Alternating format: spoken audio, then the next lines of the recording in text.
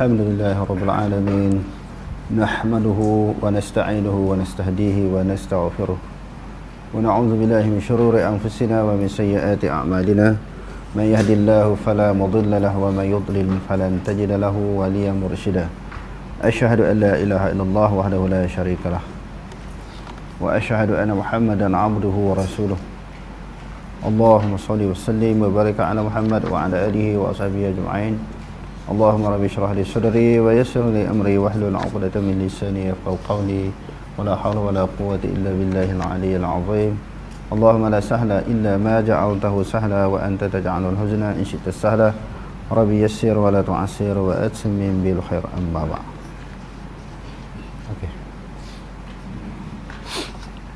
Mencari majlis ilmu. Maknanya sebahagian daripada malaikat ini sebagaimana yang kita sebut, yang kita telah pelajari dan kita bahaskan di dalam pelajaran kita yang lepas, mereka ini mempunyai tugas dan peranan masing-masing. Dengan bilangan dan jumlah yang ramai itu, mereka mempunyai peranan dan tugas masing-masing. Sebahagian daripada tugas mereka mencari majlis ilmu. Sebab apa cari majlis ilmu? Dalam hadis yang lain disebut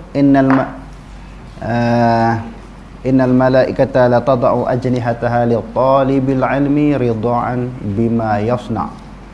Sesungguhnya para malaikat Allah sentiasa menghamparkan sayapnya kepada penuntut-penuntut ilmu kerana redha, suka, sayang terhadap perbuatan yang dilakukan oleh penuntut-penuntut ilmu. Jadi kalau kita tengok dalam Al-Quran dan juga di dalam hadis Nabi, banyak fadilat ataupun kelebihan-kelebihan bagi orang yang menuntut ilmu. Sebahagian daripada kelebihan orang yang menuntut ilmu ni, dia berbeza dengan orang jahil. Qul hal yastawi alladhina ya'lamun wal ladzina la ya'lamun. Allah Ta'ala tanya, sama tak orang yang berilmu, orang yang mengetahui dengan orang yang jahil, orang yang tak berilmu? Maka jawapannya sekali-kali tak sama. Selain daripada itu, malaikat sentiasa berdoa kepada Allah supaya orang yang menuntut ilmu ini dirahmati, dikasihi oleh Allah Ta'ala dan diampunkan dosa mereka oleh Allah. Okey, terus. Nabi SAW bersabda dalam hadis riwayat Abu Hurairah radhiyallahu anhu, Inna lillahi tabaraka wa ta'ala malaikatan sayyaratan fudulan yatatabba'una majalis al-dhikri فإذا وجدوا مجلسا فيه ذكر قعدوا معهم وحب بعضهم بعضا بأجنحتهم حتى يملأوا ما بينهم وبين السماء الدنيا فإذا تفرقوا عرجوا وصعدوا إلى السماء قال فيسألهم الله عز وجل وهو أعلم بهم من أين جئتم فيقولون جئنا من عند عباد لك في الأرض يسبحونك ويكبرونك ويهللونك ويحمدونك ويسألونك قال وماذا يسألوني قالوا يسألونك جنتك قال وهل رأوا جنتي قالوا لا أي ربي قال فكيف لو رأوا جنتي قالوا ويستجيرونك قال وبما يستجيرونني قالوا من نارك يا ربي قال وهل رأوا ناري قالوا لا قال فكيف لا رأوا ناري قالوا ويستغفرونك قال فيقول قد غفرت لهم فأعطيتهم ما سألوا وأجرتهم مما استجاروا قال فيقولون ربي فيهم فلان عمل خطأ إنما مر فجلس معهم قال فيقول وله غفرتهم القوم لا يشقى بهم جليسهم. Okey. Dalam hadis yang kita bacakan tadi, iaitu hadis yang diriwayatkan oleh Imam Muslim, sesungguhnya bagi Allah Subhanahu wa taala malaikat-malaikat yang sentiasa meronda, siyahah ataupun sayyaratan, dia cari majlis ilmu. Jadi yang pertama di sini disebut fadulan. Fadulan di sini dibaca dengan beberapa wajah. Wa amma fadulan fadabatuhu ala wujuhin. Salah satunya dibaca wa huwa arjahuma wa ashharuhuma fi biladina fudlan. Fadulan kita boleh baca dengan fadulan Yang pertama.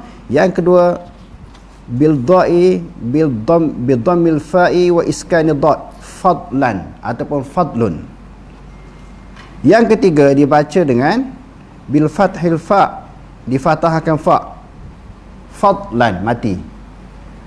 Yang keempat, fadulun, dibaca dengan wajah fadulun. Yang kelima dibaca dengan fudala, jamak daripada fadil, maknanya sebagai kelebihan ataupun tambahan. Selain daripada roket matid, malaikat yang mengawasi kiri kanan manusia ni, fudala maknanya tambahan daripada 2 orang ataupun 4 orang. Maknanya duk ronda tadi yang kita sebut tadi. Hak ni dia tidak ada tugas khusus, kerja khusus. Yang lepas-lepas yang kita sebut, yang ditugaskan untuk mencatat, yang keduanya soal jawab munkar nakir, ada yang ditugaskan untuk berdoa kepada Allah. Yang ni malaikat-malaikat yang duk siahah ni, dia tidak ada tugas khas. Mereka cari majlis-majlis ilmu, lalu mereka duduk. Mereka berada di dalam majlis ilmu. Lalu dia kata di sini, yatatabba'una majalis zikri, sentiasa mengikuti majlis-majlis zikir. Bila sebut majlis zikir, termasuklah majlis ilmu. Kita ni termasuklah, kita duk mengaji ni termasuk majlis zikir, bukan semestinya majlis yang kita sebut subhanallah, alhamdulillah, Allahu akbar. Dan di dalam majlis ilmu juga dibaca ayat-ayat Quran, dibaca hadis-hadis Nabi, dan dipuji Allah, diselawat kepada Nabi SAW. Jadi bila majlisun, majlisani, majalis, maknanya jamak. Bila jamak disandarkan kepada makrifah, dia memberi makna umum. Sesuatu majlis zikir termasuklah majlis ilmu. Bila malaikat duk ronda tu, fa idza wajadu majlisan fihi, tiba-tiba apabila mereka menjumpai satu majlis yang ada di dalam majlis tersebut zikrun, iaitu majlis-majlis zikir. Zikir maknanya sesuatu perkara yang membawa kita untuk mengingati Allah Subhanahu wa taala. Semua dipanggil majlis zikir. Sesuatu majlis yang membawa kita ingat kepada Allah, semua disebut sebagai majlis zikir. Qa'adu, malaikat tadi pun duduk. Duduk sini kita sebut maknanya berada. Qa'adu ma'ahum wa haffat ba'duhum ba'dha bi ajnihatihim. Mereka menghamparkan sayapnya sebahagian mereka atas sebahagian yang lain. Hatta yamla'u ma bainahum wa bainas sama'i dunya. Sampai sayap malaikat dia sampai ke langit dunia tu. Besar mana malaikat tu, ramai mana, sampai ke langit dunia tu banyak lah. Maknanya berlapis-lapis lah malaikat. Dan juga sayap mereka, di antara bilangan sayap yang dimiliki oleh malaikat yang kita sebut pada hadis yang lepas, 600 sayap satu malaikat. Tapi kalau yang ramai malaikat duk berhamparan sayapnya di antara satu sama lain, memanglah sampai ke langit dunia. Fa idza tafarraqu, bila majlis ilmu selesai ataupun majlis zikir selesai, orang mengaji setengah jam, sejam, 2 jam, selesailah majlis istimak ke, pengajian ke, majlis tafakuh kan. Sampai penghujung majlis, orang pun beredar, berpisah, baliklah ke rumah masing-masing. Malaikat pula araju naik. Araju wa sa'adu ila sama', dan mereka pun naik ke langit. Qala Nabi SAW, qala Nabi kata, fayas'aluhumullah, lalu bertanyalah akan mereka oleh Allah Azza wa Jalla, wa huwa a'lamu bihim, sedangkan Allah Subhanahu wa taala pun tahu. Tak payah mereka bagi tahu malaikat ni datang daripada mana, kamu duduk dalam majlis apa, semuanya Allah Taala tahu. Jadi Allah Ta'ala tanya tu nak tunjukkan kebesaran dia. Kamu pergi ke mana? Kamu datang daripada mana? Kamu menyaksikan apa? Apa yang kamu lihat? Di sini malaikat disebut naik ke langit, dan Allah Ta'ala tanya. Saya akan masuk kona ke situ juga. Bila malaikat naik ke langit, Allah Ta'ala tanya, menunjukkan Allah Ta'ala di mana? Tak bertempat ke? Banyak hadis dah kita baca kan. Sebab tu kalau kita mengaji Quran berdasar Quran hadis, akidah Allah Ta'ala, kedudukan Allah Ta'ala ni memang di langit. Sebab banyak sangat hadis. Adapun tidak bertempat, satu dalil daripada Quran pun tak ada, satu hadis daripada Nabi pun tak ada yang kata tidak bertempat. Jadi jumpa pula lagi sekali, bila malaikat naik ke langit, Allah Ta'ala tanya, kalau tidak bertempat, apa dia perlu dia naik ke langit? Dia bagi merata-rata, Allah Ta'ala tanya. Boleh buat ayat macam tu kan? Tapi kenapa dia naik ke langit? Jadi lalu ditanya, min aina ji'tum? Kamu datang daripada mana? Fayaqulu ji'na min indi ibadin. Dia kata kami datang daripada hamba, di sisi hamba engkau, fil ardi, di bumi. Mereka itu yusabbihunaka wa yukabbirunaka. Mereka itu sentiasa bertasbih kepada engkau, bertakbir kepada engkau, bertahlil kepada engkau, dan mereka memuji engkau, dan mereka berdoa, meminta kepada engkau, bermohon kepada engkau. Lalu bila kata berdoa ni, Allah Ta'ala pun tanya, dia minta apa? Qala wa madza yas'aluni? Mereka minta apa kepada aku? Qalu yas'alunaka jannatak. Mereka minta kepada engkau, wahai Allah, akan syurga engkau. Biasalah lepas majlis ilmu ni, kadang-kadang orang berdoa kepada Allah Subhanahu Wa Ta'ala, minta syurga. Jadi memanglah bila kita belajar ilmu ni, di antara benda yang paling besar kepada kita sebagai orang Islam yang beriman, matlamat yang kemuncaknya, apa yang dilakukan oleh kita, usaha kita di atas dunia ni, kita nak syurga lah. Jadi di dalam majlis ilmu, penuntut ilmu itu berdoa kepada Allah, minta syurga Allah. Lalu Allah Ta'ala tanya, qala wa hal ra'au jannati? Adakah mereka yang duk minta pulung sangat nak syurga aku ni, dia pernah nampak tak syurga aku? Pernah tengok tak syurga dan nikmat yang ada dalam syurga? Qalu la ay rabb. Lalu malaikat menjawab, hamba-hamba kamu ni yang duk berdoa minta syurga ni, dia tak pernah lihat sekali pun syurga. Qala fa kaifa law ra'a jannati? Lalu Allah Ta'ala pun kata, bagaimana kalau mereka hendak minta bersungguh sangat minta syurga ni kalau dia nampak? Kalau dia nampak, jadi macam hadis lepas yang kita baca tu, mula-mula minta paling daripada neraka, lepas tu tak lama dia minta nak duduk dekat syurga. Allah Ta'ala kata tak nak minta yang lain ke? Tak nak minta yang lain. Bila dah tengok nikmat-nikmat syurga, penghuni-penghuni syurga, ahli-ahli syurga sedang menikmati nikmat-nikmat syurga, teringin nak masuk pula. Itu hak dah tengok. Hak duduk dalam majlis ilmu ni sebab dia tak tengok, sebab duduk atas dunia tak mati lagi. Syarat nak masuk syurga kena mati dulu. Hak ni dia tak mati lagi, itu pun dia tamak pulung sangat minta syurga, apatah lagi kalau dia nampak syurga. Lalu mereka kata lagi, qalu wa yastajirunak. Mereka minta perlindungan kepada engkau, wahai Allah. Qala wa mimma yastajirunani? Mereka minta pertolongan tentang apa? Qalu min narik. Mereka minta perlindungan, jauhkan mereka daripada neraka-Mu, wahai Allah. Qala wa hal ra'au nari? Adakah mereka melihat akan neraka-Ku? Qalu la. Mereka tidak melihat, wahai. Qala la. Qalu la. Malaikat menjawab la. Maknanya yang minta perlindungan, takut, gerung kepada neraka ni, mereka tak pernah melihat neraka walaupun sekali. Qala fa kaifa law ra'a nari? Lalu Allah Ta'ala kata, bagaimana kau dapat mereka sendiri pernah melihat neraka aku? Dalam hadis tadi juga, sebelum dia melihat syurga tu, dia nampak neraka dulu. Dia tak masuk neraka lagi. Hadis yang diriwayatkan oleh Imam Muslim.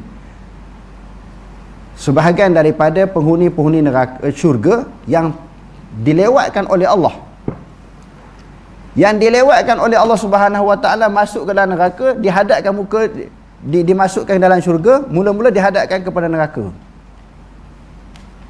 Sebab tu dia rasa gerun. Hak doa atas dunia ni tak nampak lagi. Dalam hadis yang kita baca tadi, dia nak paling daripada neraka kerana dah nampak. Bila dah nampak lagi, takut, susah hati. Bukan masuk lagi, tengok pun dah takut. Macam orang pernah tengok orang dijatuhkan hukuman pancung di Saudi kan. Tengok pucat muka. Dia bukan dia kena pancung lagi, dia tengok jauh daripada jauh, kena pancung, terpisah kepala daripada badan, menggigil. Kadang-kadang yang tengok tu pengsan. Yang tengok tu pengsan. Bukan kata hak kena tu dah tentu mati dah, kerana ada naiknya, timbulnya, munculnya perasaan gerun ataupun takut. Jadi Allah Ta'ala kata, macam mana kalau demo ni tengok neraka aku, tak tengok pun dia rasa takut. Berdoa kepada Allah Ta'ala, minta dijauhkan daripada neraka. Qalu wa yastaghfirunak, mereka minta ampun kepada engkau. Dalam majlis ilmu ni tadi, Nabi pun kata qala, Allah Ta'ala berfirman. Nabi kata, Allah Ta'ala berfirman. Allah Ta'ala kata, qad ghafartu lahum fa'ataituhum ma sa'alu. Sebenarnya aku telah ampun dosa mereka. Orang yang duduk di dalam majlis ilmu tak minta ampun, Allah Ta'ala dah ampun. Tengok kelebihan ni. Jadi untung tuan-tuan mari mengaji malam ni. Sebelum minta ampun lagi Allah Ta'ala dah ampun. Itu belum lagi ada hadis yang lain yang diriwayatkan oleh Imam Muslim dan juga Imam Bukhari, yang malaikat tolong minta ampun pula kepada orang yang berada di dalam majlis ilmu. Malaikat orang yang berada di atas, di dalam surau ataupun masjid, yang sentiasa mengekalkan wuduknya. Hak malaikat lagi ampun, minta ampun, dia sendiri minta. Jadi sebelum minta ampun ni, Allah Ta'ala kata aku dah ampun awal lagi. Aku telah mengampuni mereka dan aku perkenankan permohonan mereka, dan aku telah menjauhkan mereka daripada, aku melindungi mereka apa yang mereka minta. Qala fayaqulu rabbi fihim fulanun abdun khatta'un. Malaikat pula kata, di dalam majlis ilmu tu ada orang buat dosa, orang yang bersalah, pernah buat dosa, tetapi bila ada majlis ilmu dia duduk, dia bukan mengaji. Macam tuan-tuan ni mengaji, ada kitab kan, tulis lagi, bagi tumpuan, perhatian yang baik. Dalam hadis ni hebatnya, orang yang duduk dalam majlis ilmu, dia tengok ada majlis ilmu, dia singgah. Dia hasrat, niat dia awal, dia bukan nak datang mengaji, dia nak lalu je. Tiba-tiba tengok ada orang ramai tu apa, ada makan ke apa. Kadang majlis ramai-ramai ni ada makan kan, dia pun tupang duduk sekali orang yang menuntut ilmu. Lalu Allah Ta'ala kata apa? Malaikat kata fulanu abdun khatta'un innama marra fajalasa ma'ahum. Dia lalu kebetulan dia tengok ada orang mengaji, dia duduk. Qala, Nabi kata fayaqulu walahu ghafartuhumul qaum. Aku pun ampun juga dosa hak duduk tadi dengan sebab aku mengampuni orang yang menuntut ilmu. Jadi dia terpalit, tempiah tu kena kepada dia. Asal-asal tadi dia niat nak mengaji tak tadi? Kan nak mengaji, dia nak lalu je, kebetulan dia tengok orang ramai, dia singgah. Lalu Allah Ta'ala kata walahu ghafartu humul qaumu la yashqa bihim jalisuhum. Tidak akan berdosa, tidak akan, dia kata binasa, tidak akan binasalah oleh majlis mereka. Maknanya majlis itu, apa makna majlis itu? Majlis ilmu adalah suatu majlis yang sentiasa dirahmati oleh Allah Subhanahu Wa Taala. Bukan sahaja kepada penuntut ilmu, orang yang singgah di dalam majlis ilmu pun terpalit memperolehi kelebihan tersebut. Jadi setelah kita dengar hadis ni hadis yang sahih yang diriwayatkan oleh Imam Muslim. Di dalam kitab, kalau kita tengok bawah tajuk apa? Babu fadlil majalisi zikri. Bab kelebihan majlis zikir, hadis yang 6938. Hadis yang ke 6938. Jadi lepas bulan ni tuan-tuan, hadirin sekalian, bolehlah kempen sahabat-sahabat kita, jiran tetangga kita mengaji. Mari mengaji. Kalau tengok secara live tu dia lain. Yang dikira mengaji ni yang duduk dalam majlis ilmu, yang tu lebih pahala dia. Tengok live ni pun dapat pahala, hak jauh-jauh macam nak mari sini kan, dapat pahala. Tetapi yang datang duduk bertalaki di dalam majlis ilmu yang sedang diadakan ini, lebih besar ganjaran dan pahala di sisi Allah. Maknanya boleh kempen orang lain pun turut datang mengaji. Okey, terus menjaga seseorang hamba ketika dia bangun tidur dan di setiap keadaannya. Firman Allah Subhanahu. Satu lagi, ataupun sebahagian lagi, malaikat daripada malaikat-malaikat yang ramai itu yang ditugaskan oleh Allah Subhanahu Wa Taala jaga manusia daripada tidur, dan segala aktiviti perbuatan dia, tingkah lakunya semuanya diawasi. Hak tengah tidur pun dijaga oleh malaikat. Itu maknanya nak mengawasi, nak jaga keselamatan dia. Hak bangun daripada tidur, bila bangun daripada tidur barulah dia boleh melakukan sesuatu aktiviti, sesuatu perbuatan, sesuatu tindakan. Jadi dia buat apa setelah dia bangun tidur? Dia buat dosa ke dia buat pahala? Dicatat. Ada pula malaikat lain ditugaskan oleh Allah Subhanahu Wa Taala. Okey, terus firman Allah Subhanahu Wa Taala, lahu mu'aqibatun min baini yadayhi wa min khalfihi yahfazunahu min amrillah. Maksudnya, bagi manusia ada malaikat-malaikat yang selalu mengikutinya secara bergiliran di depan dan di belakangnya. Mereka menjaganya atas perintah Allah. Mengurus janin di dalam rahim. Jika seseorang hamba telah sempurna 4 bulan dalam perut ibu, Allah Subhanahu Wa Taala mengutuskan seorang malaikat yang menyiapkan roh dan memerintahkannya menulis rezeki, ajal, amal dan nasibnya, apakah bahagia atau celaka. Nasib masing-masing ni dah tetap. Kita ikut je apa yang telah ditetapkan semasa kita berada di dalam kandungan lagi. Cuma bila sampai hadis-hadis yang macam ni, hadis tentang takdir Allah, sebahagian daripada sahabat ni jadi muskil. Sebahagian sahabat ni dia tanya Rasulullah, Afala nattakilu ya Rasulullah, adakah tidak perlu kita hanya berserah kepada Allah? Kalau dah tetap takdir itu, keputusan seseorang itu, nasib dia telah diputuskan oleh Allah, penghujung keadaan dia ini iaitu di akhirat, sama ada dia masuk syurga ataupun neraka, benda tu telah putus, ditetapkan oleh Allah Ta'ala. Kalau gitu kita serahlah kepada Allah Ta'ala, berserah tanpa aman. Kalau dia dah ahli syurga, apa perlu lagi dia bersungguh buat ibadat? Dah tetap nasib dia. Mengapa kita tidak bertawakal, berserah kepada Allah? Mereka tanya Nabi. Kalau dah jadi ahli neraka, dah ditakdirkan ketetapan dia, nasib dia adalah neraka, sia-sia dia punya ibadat. Tak usah buat ibadat, serah ya. Lalu Rasulullah kata, kullu muyassarin lima khuliqa lahu. Sesuatu yang dimudahkan adalah sesuatu perkara yang dijadikan untuknya. Maksudnya, seseorang yang dimudahkan melakukan amal ibadat, maknanya jalannya jalan ke syurga, dia jadi mudah. Ahli syurga dia dimudahkan. Ahli syurga dimudahkan dia melakukan ibadat. Tidak menjadi suatu kepayahan, kesulitan, berat bagi dia. Contohnya sembahyang. Kalau ahli neraka dia jadi berat. Sebab Allah Ta'ala kata, wa idza qamu ila shalah qamu kusala. Ni ahli neraka lah ni. Allah Ta'ala sebut, apabila mereka berdiri untuk sembahyang, mereka berdiri di dalam keadaan malas. Siapa dia? Ini ciri-ciri munafik.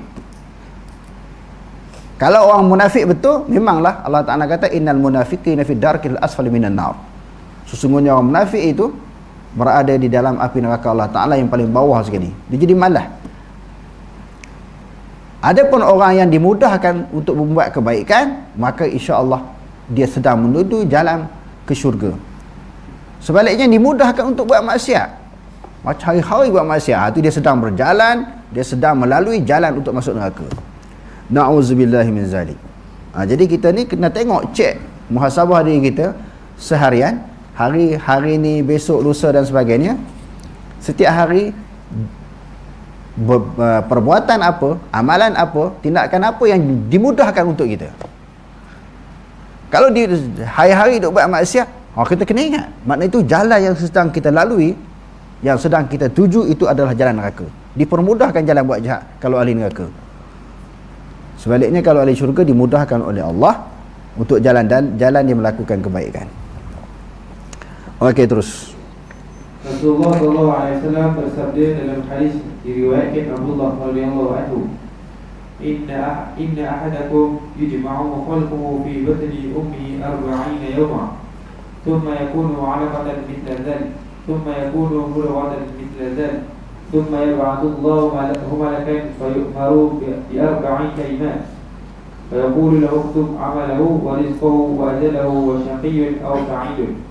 Maksudnya, sesungguhnya salah seorang daripada anda dikumpulkan penciptaannya dalam perut ibunya selama 40 hari dalam bentuk mani, kemudian berubah menjadi segumpal darah dalam waktu yang sama pula. kemudian berubah menjadi segumpal daging dalam waktu yang sama pula.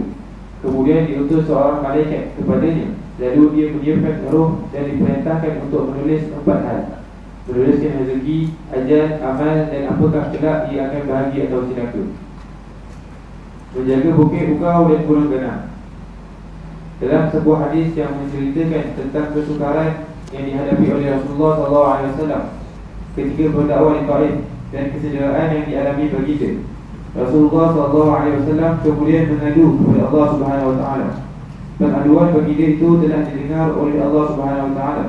Malaikat Jibril telah diutuskan bersama dengan seorang malaikat yang menjaga bukit di kawasan tersebut untuk bertindak ke atas masyarakat yang berzalimi baginda SAW.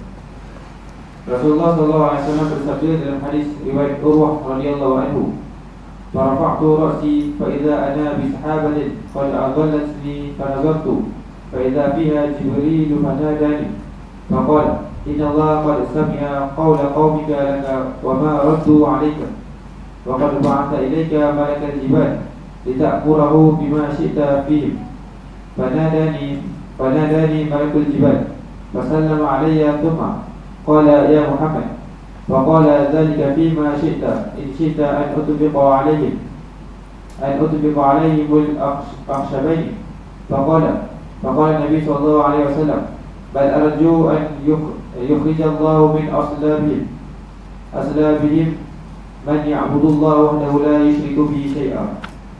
Maksudnya, Allah mengangkat kepadaku.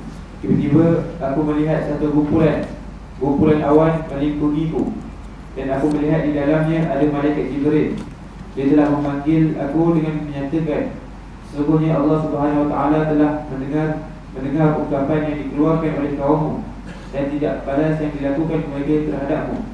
Dia telah mengutus malaikat menjaga bukit supaya engkau boleh menyuruhnya apa sahaja yang engkau kehendaki untuk bertindak ke atas mereka. Malaikat penjaga bukit itu menyeruku dan memberi salam kepadaku. Kemudian dia menyatakan, wahai Muhammad, katanya, arahan itu menurut kehendakmu. Jika engkau kehendaki, aku lingkupkan bukit Akshibain ke atas mereka, aku akan bertindak demikian. Nabi SAW bersabda, bahkan aku mengharapkan Allah akan mengeluarkan daripada tulang sulbi mereka orang-orang yang akan menyembah Allah yang Esa, yang tidak ada menyekutukannya dengan sesuatu. Jadi kalau kita tengok dalam hadis ni, Allah Ta'ala hantar malaikat, dan malaikat membuat tawaran kepada Nabi SAW. Setelah dia lari kan, Nabi ni kalau kita baca dalam sejarah ni, dia berhijrah selama sampai 4 kali ya. Di Habsyah 2 kali, Taif, terusnya ke Madinah Munawwarah. Sebab apa Nabi berhijrah? Dia lari daripada Mekah ini kerana tekanan yang dilakukan oleh musuh-musuh Islam yang terdiri daripada kafir Quraisy pada masa itu tersangat dahsyat. Lalu apabila dia sampai ke Taif, dia punya andaian penduduk Taif akan menerima dakwah yang disampaikan oleh beliau. Tiba-tiba dakwaan dia sangkaan dia meleset. Dia dibaling batu, dipukul, dicaci, dimaki dan sebagainya. Dicederakan. Nak sampai Islam bertebar seluruh dunia, Nabi sendiri orang baling batu, berdarah, orang kutuk, maki macam-macam. Apa yang kita lalui sekarang ni, dan seluruh umat Islam ni, pendakwah-pendakwah seluruh dunia ni sikit sangat nak dibandingkan dengan Nabi. Lalu malaikat atas arahan Allah Ta'ala buka tawaran kepada Nabi, kamu nak tak aku berdua bukit ni kau hempuk atas kepala mereka, aku baling atas mereka, musnah. Nabi tak terima tawaran tu. Nabi tahan, Nabi sabar. Kalau kita memang panas, dah berdarah kepala lagi, orang caci lagi, kalau kita pantang je tawaran macam tu, memang kita terima. Nabi ni dia sabar, dia tahan. Sebenarnya di dalam dakwah, dalam perjuangan, bukan nak menghapuskan orang, dia nak menarik orang. Kecuali di dalam situasi peperangan, yang tu dah tak boleh nak mengelak. Tak ada ruang untuk kita menyampaikan dakwah, pihak musuh tetap dengan keadaan mereka menyerang, nak membunuh, menghapuskan umat Islam dan agama Islam itu sendiri. Selagi mana ada ruang untuk menyampaikan dakwah, kita doa yang baik-baik bagi orang yang menentang. Nabi kata, semoga dalam harapan Nabi yang begitu tinggi, daripada zuriat mereka, daripada sulbi mereka, keturunan mereka, generasi yang selepas daripada mereka, ada orang yang menerima Islam. Sebab tu kalau ada orang duk lawan kita ke maki caci, jangan duk doa benda yang buruk, doa yang kebaikan. Kalau dia tak terima, anak cucu dia akan terima. Tengok sikap Nabi, besarnya hati Nabi, wawasan Nabi tu jauh. Dia bukan nampak orang tu, hak di depan dia tu terima tak terima, hak di depan tu tak terima okey, tapi anak cucu dia, zuriat dia, sebagaimana yang kita sebutkan tadi, dan dalam dakwah dia nak tarik orang seramai mungkin, bukan kita nak halau orang. Sebab tu doa yang baik-baik, walaupun orang Islam ni terpaksa berhadapan dengan cabaran, tekanan, halangan dan sebagainya. Hebatnya Nabi ni. Kita tak boleh nak ikut Nabi semua, maknanya sebahagian daripada sikap akhlak perbuatan Nabi kena ikut. Nak tiru Nabi semua, perbuatan akhlak Nabi, kesabaran Nabi, memang siapa tak boleh nak ikut. Tapi sekurang-kurangnya tempias daripada kesabaran, kesungguhan dakwah, baik sangka yang dilakukan oleh Nabi, yang ada di dalam perasaan Nabi di dalam dakwah, kita kena tiru. Jiwa seorang pendakwah ni, dia kena miliki satu jiwa yang besar, baru dia boleh tarik orang. Tak cepat nak menghukum, tak cepat nak menilai, tak cepat ada perasaan nak marah untuk sebagai balasan daripada tindakan musuh. Tak boleh. Kita tengok dalam hadis yang cukup banyak, hadis-hadis yang lepas pun dah kita baca kan, bagaimana sikap Nabi apabila berhadapan dengan tentangan daripada pihak musuh. Okey, terus. Mendoakan kebaikan kepada orang yang berbelanja pada jalan kebaikan, dan kemusnahan kepada orang yang bakhil untuk berbelanja pada jalan Allah Subhanahu wa taala. Rasulullah sallallahu alaihi wasallam bersabda dalam hadis riwayat Abu Hurairah radhiyallahu anhu, "Ma min yawmin yusbihu al-'ibadu fihi illa malakani yanzilani fayaqulu ahaduhuma Allahumma 'atihim fiqhan khalafa wa yaqulu al-akhar Allahumma 'atihim fiqhan khalafa." Maksudnya, tidak ada satu hari yang mana para hamba bangun pada waktu pagi, melainkan dua orang malaikat turun ke bumi. Salah seorang daripadanya menyatakan, "Ya Allah, ya Tuhanku, kurniakanlah gantian yang baik kepada orang yang membelanjakan hartanya pada jalan Allah." Yang seorang lagi menyatakan, "Ya Allah, ya Tuhanku, kurniakanlah kemudahan kepada orang yang enggan membelanjakan hartanya pada jalan Allah." Jadi kita tengok dalam hadis ni, sebahagian daripada tugas malaikat ni, Allah Ta'ala utuskan berdoa. Setiap pagi berdoa. Orang yang bagi sedekah supaya diganti. Ganti itu dilipat gandakan. Bukan diganti itu sekadar jumlah yang dia bagi, bahkan dilipatkan lagi. Seorang malaikat lagi berdoa, dihancur musnahkan orang yang tak membelanja, orang yang kedekut, orang yang bakhil. Itu tugas malaikat yang lain pula daripada tugas-tugas yang malaikat yang sebelum ni yang kita telah baca. Cuma daripada hadis ni ada viral satu ketika dulu tentang sedekah subuh. Dinamakan sedekah subuh. Sebenarnya yang tu bukan ada hadis. Sedekah ni tak kira subuh, tak kira malam, siang. Orang ambil daripada hadis ni dipanggil kelebihan sedekah subuh. Dia ceritalah kelebihan bagian-bagian. Hadis ni bukan maksud macam tu.